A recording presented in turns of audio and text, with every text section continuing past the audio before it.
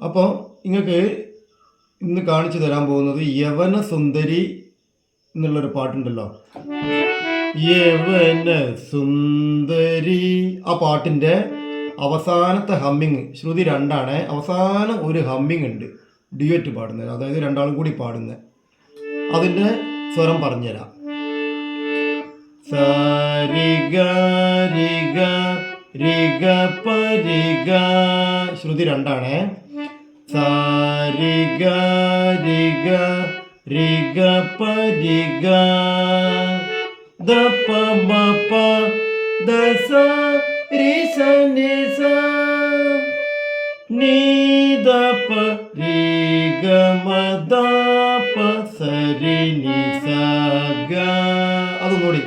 നീ ദപ റിഗ മദ പ സരി നിസ ഗ. ഒന്നുകൂടി പറഞ്ഞുതരാം. അത് സരിഗ റിഗ റിഗ പരിഗ ദപ മപ ദസ റിസ നിസ നീ ദപ റിഗ മദ പ സരി നിസ ഗ. ഒരു പ്രാവശ്യം കൂടി. സരിഗ റിഗ റിഗ പരിഗ ദപ മപ ദസ റിസ നിസ നീ ദപ റിഗ മദ പ സരി നിസ ഗ. ഇതിൽ സാ രീ വലുതാണ്, ഗ വലുതാണ്, ഇതിൽ മാ വരുന്നുണ്ട്, മായും വലുതാണ്, പിന്നെ നീയും വലുതാണ്. ഇത്രയും സ്വരങ്ങളാണ്. ഇത് കൃത്യമായിട്ട് പഠിക്ക്.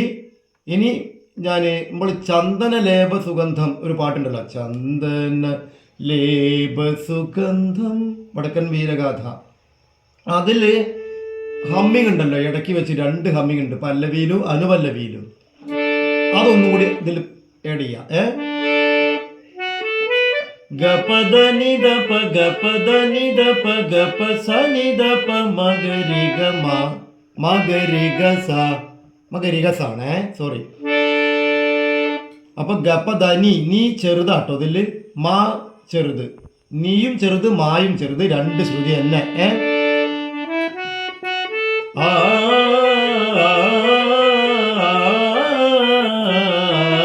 ഈ ഒരു സാധനം ഗപദ നിദപ ദ ഗപദ നിദപ ഗപദ നിദപ ഗപ സ നിദപ മഗരിഗ സ മഗരിഗ സ മഗരിഗ സ ഗപദ നിദപ.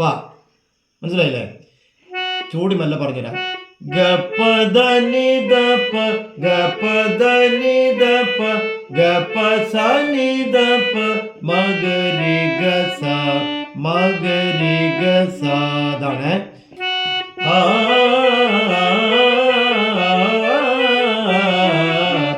ഗപദ നിദപ ഗപദ നിദപ ഗപ സ നിദപ മഗരിഗ സ. ഒന്നുകൂടി. ഗപദ നിദപ ഗപദ നിദപ ഗപ സ നിദപ മഗരിഗ സ. ഇത് ചന്ദനലേപ സുഗന്ധത്തിന്റെ പല്ലവിയിലും അനുപല്ലവിയിലും ലാസ്റ്റുള്ള ഹമ്മിങ് ആണ്. ഇത് 2 നിങ്ങൾ പഠിക്കും, നന്നായി പഠിക്കണം.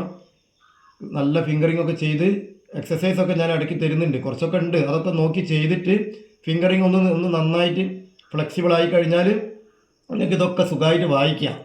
അപ്പോൾ ഇത് വായിക്കേണ്ടവർക്കും ഇത് കിട്ടേണ്ടവർക്കും കുറേ പാട്ടിൻ്റെ ഹമ്മിങ് ഞാൻ അങ്ങനെ ഇട്ട് തരുന്നുണ്ട്. ഇടയ്ക്കുള്ള ഹമ്മിങ്ങും ആദ്യത്തെ ഹമ്മിങ്ങും അവസാനത്തെ ഹമ്മിങ്ങും അതിലിപ്പോൾ ചില പാട്ടിൻ്റെ സ്വരങ്ങളൊക്കെ ഞാൻ ഇട്ടിട്ടുണ്ട്, ഇനിയും ഇടാൻ പോവുകയാണ്.